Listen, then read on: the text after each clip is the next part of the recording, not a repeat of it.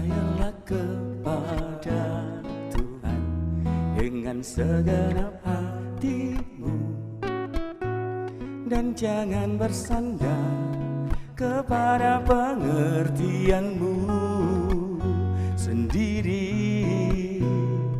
Percayalah kepada Tuhan dengan segenap hatimu, dan jangan bersandar kepada pengertianmu sendiri. Berbahagia orang-orang yang memperoleh hikmat-Nya, lebih berharga dari emas, perak, dan permata.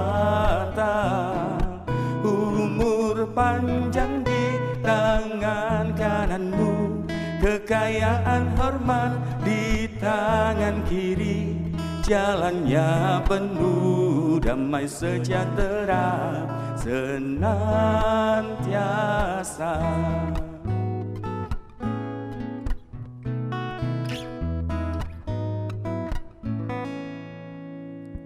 Percayalah kepada Tuhan dengan segenap hatimu, dan jangan bersandar kepada pengertianmu sendiri.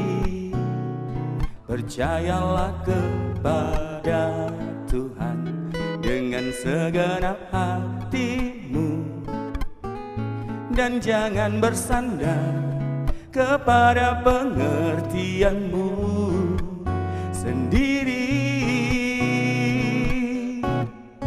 Berbahagia orang-orang yang memperoleh hikmat-Nya, lebih berharga dari emas, perak, dan permata.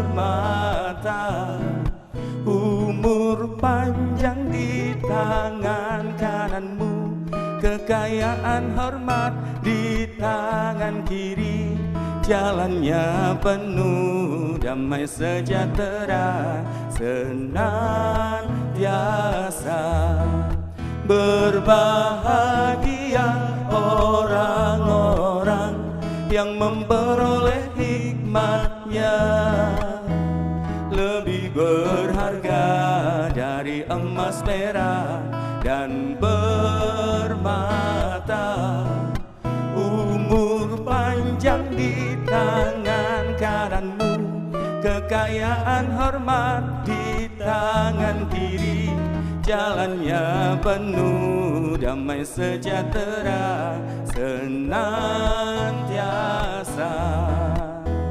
Jalannya penuh damai sejahtera senantiasa. Jalannya penuh damai sejahtera senantiasa.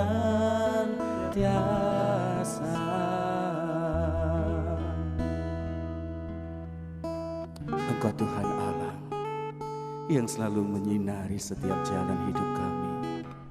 Saat ini kami mau bersyukur Tuhan di hadapan-Mu, meninggikan Engkau Yesus Allah yang hidup.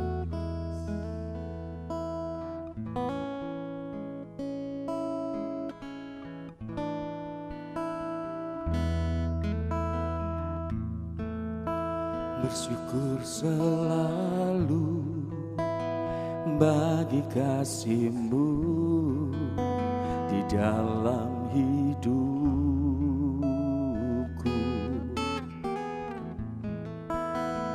Takkan ku ragu akan rencana-Mu untuk masa depanku. Sebagai Bapa yang baik, takkan pernah Kau melupakanku. Sebagai Bapa yang sangat baik, takkan pernah kau meninggalkanku.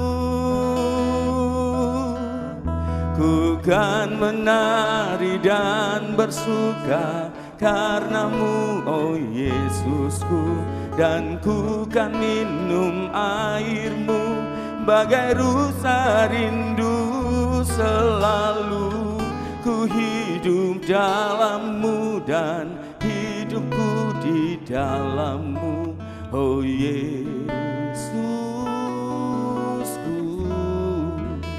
Kau sangat ku cinta.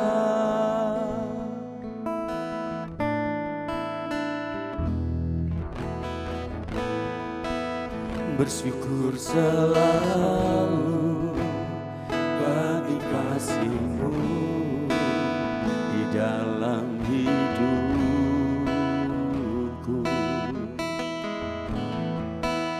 Takkan ku ragu atas rencana-Mu untuk masa depanku.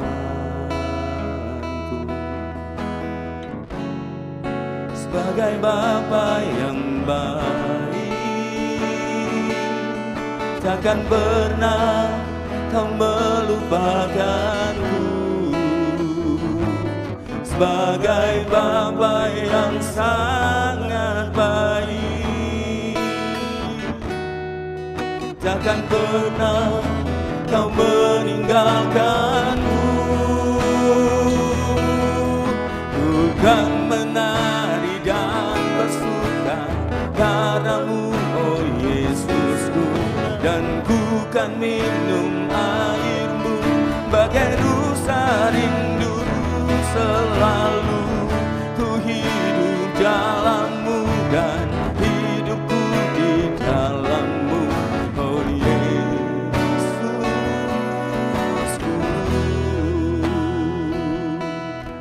Ku kan menari dan bersuka karenamu, oh Yesusku. Dan ku kan minum airmu bagai rusa rindu. Selalu ku hidup dalammu dan hidupku di dalammu, oh Yesusku.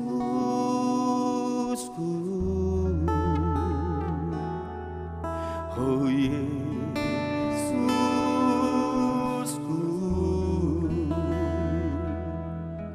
oh Yesusku.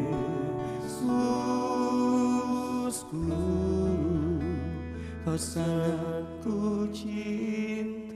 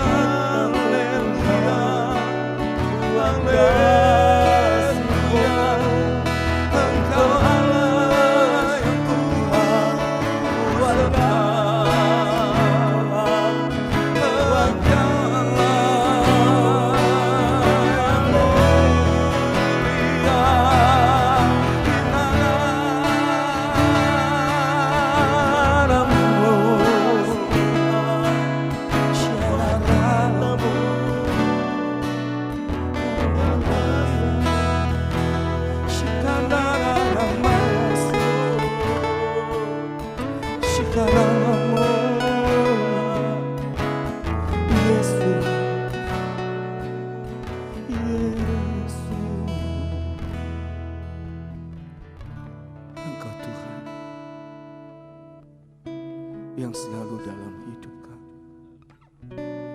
Biarlah saat ini kami mau bersyukur, berterima kasih di hadapan.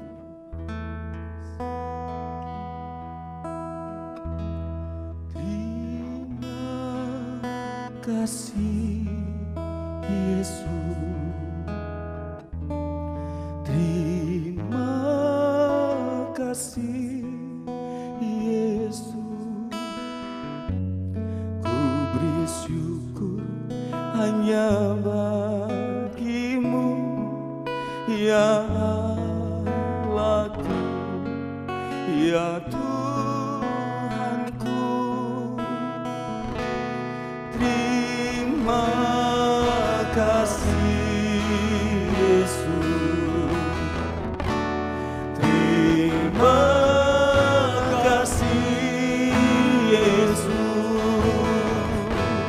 Puji syukur hanya bagimu, terima kasih Yesus.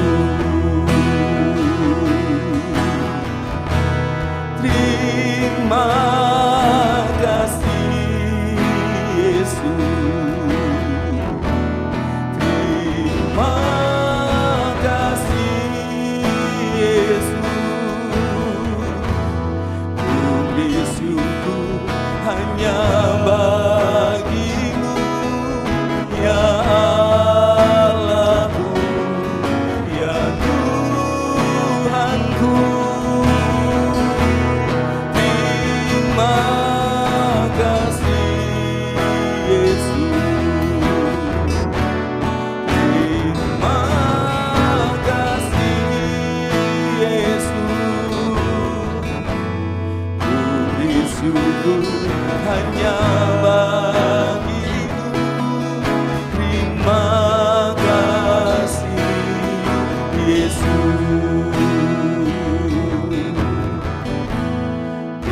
Beri syukur hanya bagimu, terima kasih Yesus.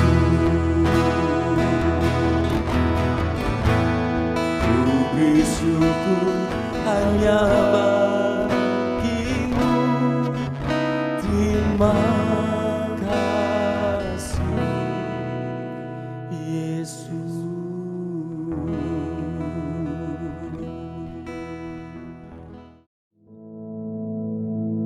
Our Father, which art in heaven, hallowed be thy name. Thy kingdom come, thy will be done in earth as it is in heaven. Give us this day our daily bread, and forgive us our debts, as we forgive our debtors. And lead us not into temptation, but deliver us from evil. For thine is the kingdom, and the power, and the glory, forever. Amen.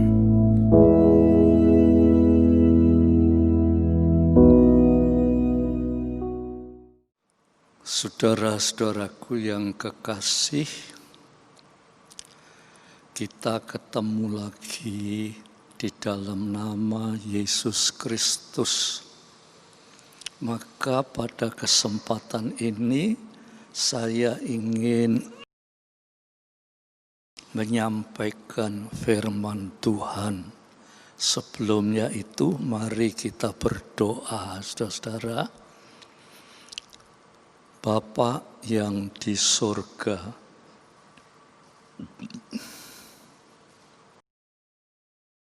kami datang kepadamu Bapa.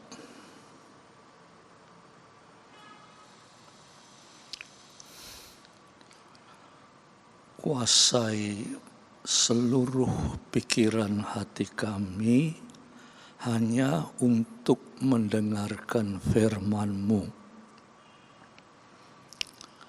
supaya firman-Mu itu merupakan terang di dalam kehidupan kami. Sebab hidup di dunia ini secara daging memang terang, tetapi secara rohani kami gelap. Oleh sebab itu mari Tuhan, supaya dengan firman-Mu ini kami memperoleh terang hidup itu. Terima kasih Bapa, di dalam nama Yesus Kristus. Amin. Puji Tuhan, saudara-saudaraku sekalian yang kekasih, kita bertemu lagi walaupun bukan dalam tatap muka, tetapi melalui online ini kita bisa bertemu. Saya selalu katakan, pertemuan di dalam nama Yesus Kristus itu merupakan satu langkah di mana kita bertemu dan Allah hadir di tengah-tengah kita. Oleh sebab itu, mari kita sama-sama meneliti firman Tuhan, ya. Firman Tuhan pada saat ini saya akan ambil dari Injil Matius pasal 8 ayat 18 sampai 20. Matius 8 ayat 18 sampai 20. Coba ya saudara perhatikan firman Tuhan ini dikatakan begini. Ayat 18, ketika Yesus melihat orang banyak mengelilinginya atau mengelilingi Yesus, ia menyuruh bertolak ke seberang. Lalu ayat 19, lalu datanglah seorang ahli Taurat dan berkata kepadanya, Guru, aku akan mengikut engkau kemana saja engkau pergi. Ayat 20, Yesus berkata kepadanya, serigala mempunyai liang dan burung mempunyai sarang, tetapi anak manusia tidak mempunyai tempat untuk meletakkan tangannya. Ayat 20 saya ulangi ya saudara. Yesus berkata kepadanya, serigala mempunyai liang dan burung mempunyai sarang, tapi anak manusia tidak mempunyai tempat untuk meletakkan kepalanya. Kata-kata ini, saudara, merupakan jawaban dari ayat 19. Coba ayat 19 kita baca lagi ya. Lalu datanglah seorang ahli Taurat. Ahli Taurat itu ahli di dalam kitab suci ya. Dan berkata kepada Tuhan Yesus, Guru, aku akan mengikut engkau kemana saja engkau pergi. Nah, saudara, jawab Yesus, dia berkata, serigala ada lubangnya, burung di udara ada sarangnya. Tetapi anak manusia itu Yesus Kristus tidak mempunyai tempat untuk meletakkan kepalanya. Ayat ini merupakan jawaban dari apa yang diinginkan oleh ahli Taurat itu. Tuhan Yesus tahu hati dari ahli Taurat ini yang berkata, saya mau ikut guru kapanpun guru pergi, saya mau ikut. Tuhan tahu hati ahli Taurat ini, saudara. Ya, dia mau mengikut Yesus dengan pengertian supaya hidup jasmaninya itu tetap terpelihara. Tetapi jawab Yesus, serigala ada lubangnya, dan burung di udara ada sarangnya. Tetapi anak manusia, Yesus tidak mempunyai tempat. Hanya untuk meletakkan kepalanya saja tidak punya tempat. Kata-kata Yesus ini sederhana. Ya, sederhana. Tapi mempunyai arti yang dalam sekali. Ya. Seringkali dari kesederhanaan kata-kata Yesus itu, seorang yang mendengarkannya itu hanya cukup dengan kata-kata mengerti. Tetapi pengertiannya itu sampai di mana? Banyak orang-orang Kristen mengerti firman Tuhan, ya, tetapi pengertiannya itu sampai di mana?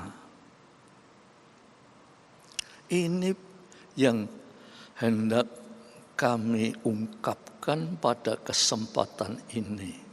Ya, Tuhan bilang serigala mempunyai lubang.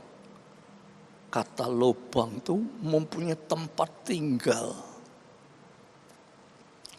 Burung-burung mempunyai sarang. Burung juga mempunyai tempat tinggal.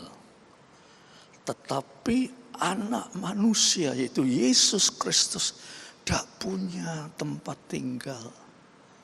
Untuk meletakkan kepalanya saja tidak ada. Dalam hal ini, saudara-saudara,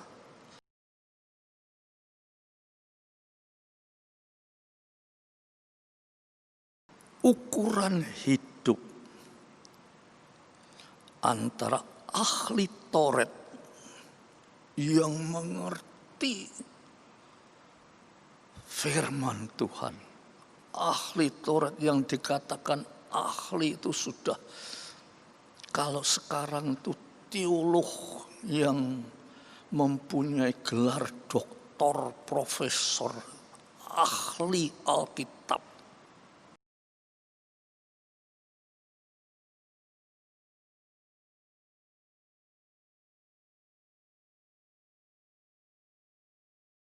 Tetapi dia mengukur hidup itu menurut kemampuan berpikirnya, walaupun dia seorang ahli Taurat. Mengukur hidupnya itu singkatnya mendapat faedah. Kalau dia belajar sampai mencapai kedudukan atau gelar sebagai ahli Taurat, itu dia memikirkan faedahnya, mendapat faedahnya.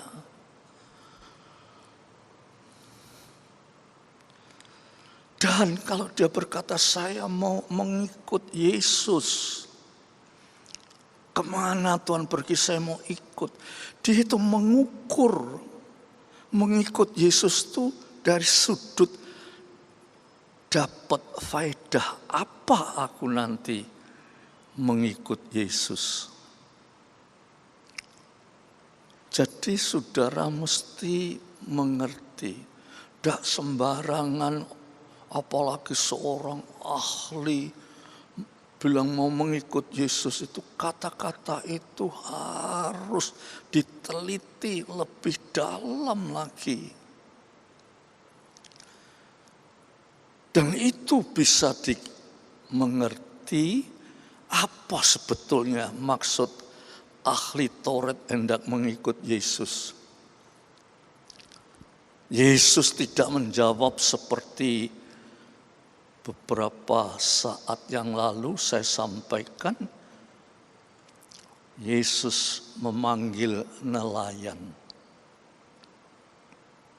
Mari ikut aku.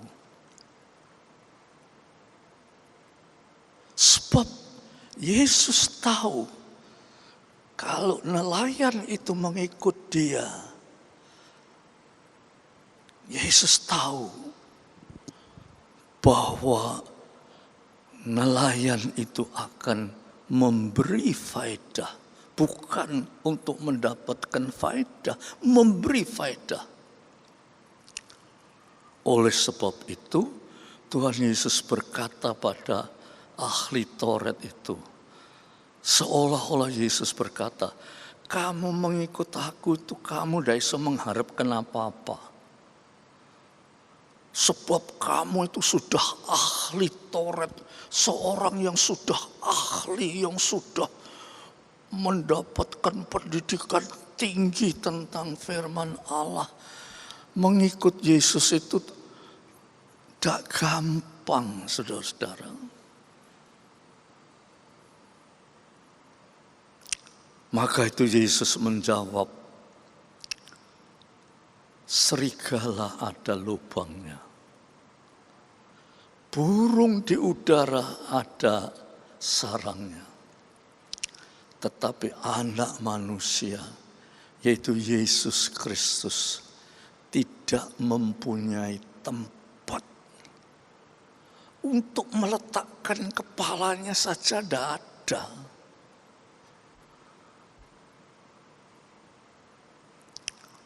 Seolah-olah Yesus menjawab, kamu mengikut aku itu tidak bisa kamu harapkan untuk mendapat faedah.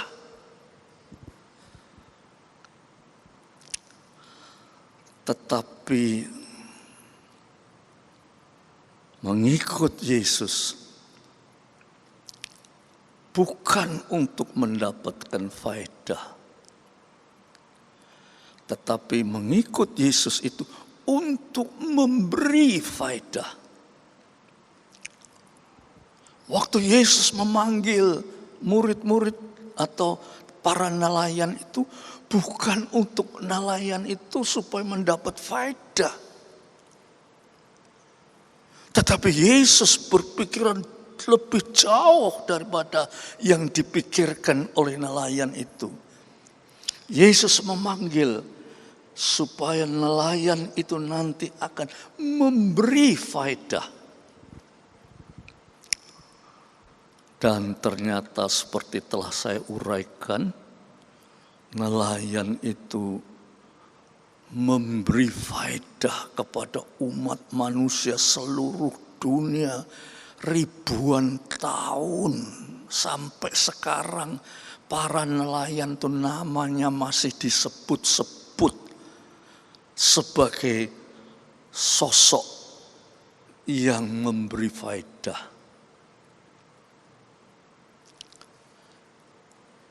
Ahli Taurat ini, saudara-saudara,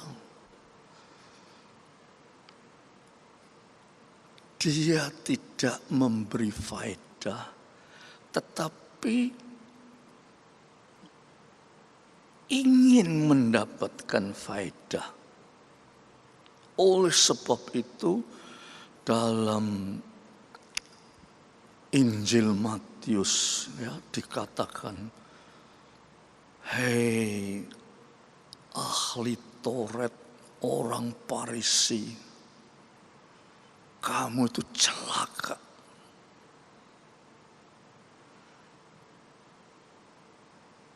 Kamu itu celaka sekali. Sebab kamu tuh seperti seorang yang seperti kuburan.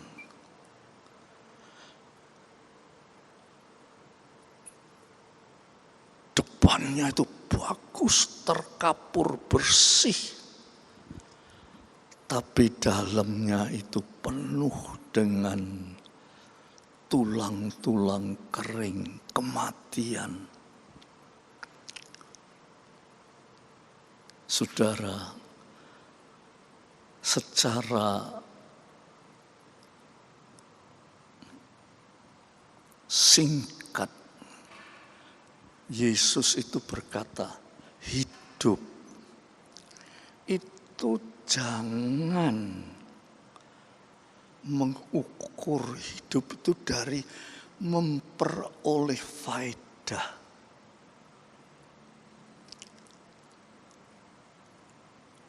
Upama, saudara, ada orang hidup miskin, sakit-sakitan, susah, menderita. Lantas orang bilang, apa faedahnya hidup kalau begitu itu? Orang itu sendiri akan berkata, apa gunanya saya hidup begini nih?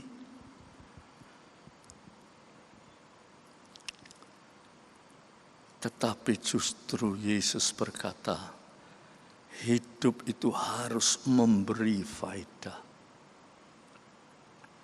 Alkitab mencatat banyak perbuatan Yesus yang memberi faedah.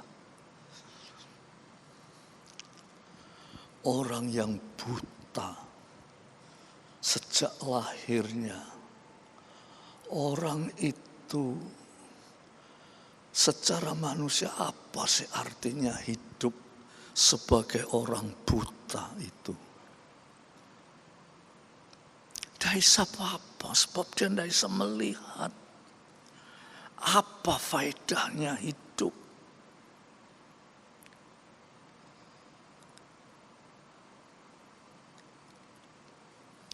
Tetapi Yesus berkata, Yesus hidup bukan untuk mencari faedah, memberi faedah. Lalu Yesus menjamah orang buta itu. Dan orang buta itu melihat dari tidak berfaedah menjadi hidup yang berfaedah. Dan orang buta itu, saudara, kalau dia sudah melihat, dia tidak tinggal diam. Dia memberitakan akan luar biasa perbuatan Yesus. Itu terjadi di dalam kitab suci yang dicatat mungkin ribuan tahun yang lalu.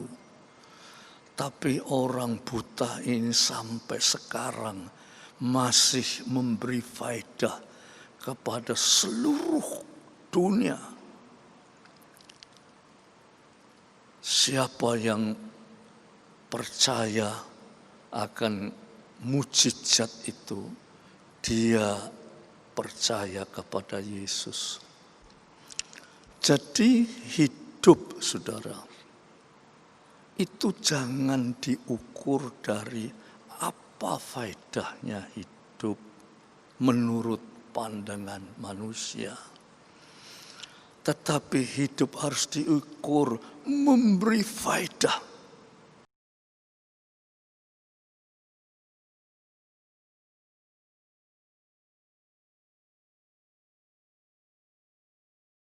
Apa gunanya, saudara, kalau kita menjadi anak-anak Tuhan? Aku jadi anak-anak Tuhan, faedahnya supaya aku diselamatkan, supaya aku diberkati, rumah tanggaku dipelihara oleh Tuhan. Kalau cuma itu saja pengertiannya, dia tidak lebih daripada ahli Taurat, saudara. Manusia pada umumnya itu belum mencapai suatu pengertian tentang Allah seperti ahli Taurat. Tetapi pengertian tidak ada gunanya. Tetapi hidup harus memberi faedah. Kalau Yesus hidup di dunia ini memberi faedah kepada orang banyak. Dan Yesus memanggil murid-murid atau para nelayan itu untuk ikut dia supaya memberi faedah kepada dunia. Maka kita dipanggil oleh Tuhan untuk memberi faedah. Tidak perlu pada dunia. Kalau saudara memang tidak mampu, tidak perlu. Tetapi faedah bagi orang-orang di sekeliling kita. Apalagi saat-saat seperti sekarang ini. Kalau kita menghadapi suatu bahaya, yaitu bahaya gangguan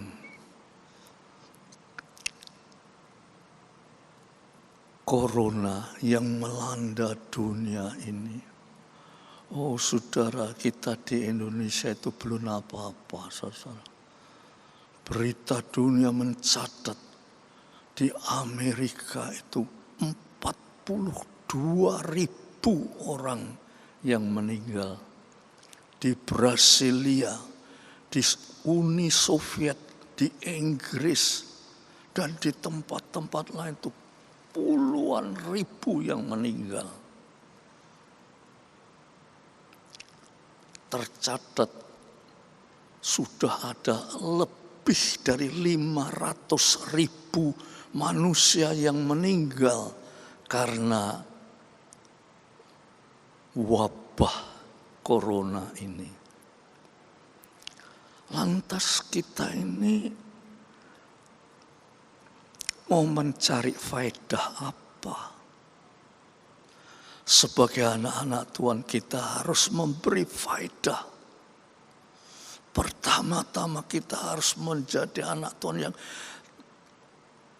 tidak takut menghadapi apapun juga.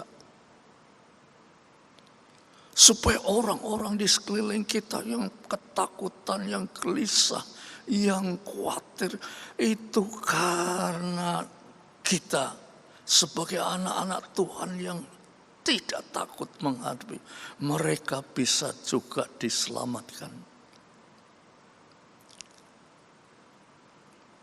Saudara, mari kesempatan ini kita banyak mendekatkan diri pada Tuhan supaya hidup kita itu jangan golek faedah. Jangan mencari keuntungan bagi diri sendiri, tetapi memberi faedah. Kita sudah diselamatkan dari wabah corona ini. Biar kita juga memberi faedah kepada orang lain, supaya orang lain juga selamat.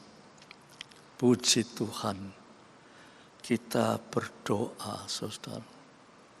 Waktu kita berdoa, kita berkata pada Tuhan, Tuhan, seringkali sebagai anak Tuhan, saya tidak mampu berpikir sejauh itu. Saya hanya mampu berpikir apa faedahnya saya jadi orang Kristen.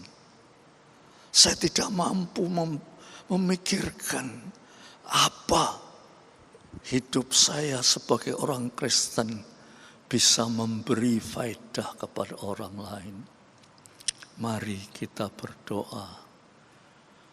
Tuhan dekat. Kalau saudara doa dengan sungguh-sungguh, Tuhan menjamah saudara. Bukan saja saudara diselamatkan, tetapi saudara memberi faedah. Dengan iman saudara, saudara bisa menyelamatkan banyak orang. Mari kita berdoa. Tuhan, kami sudah mendengar firman-Mu. Seringkali Tuhan, kami itu cuma mendengar, cuma mengerti, tetapi apa faedahnya? Seringkali kami hanya menuntut suatu faedah seperti ahli Taurat ini.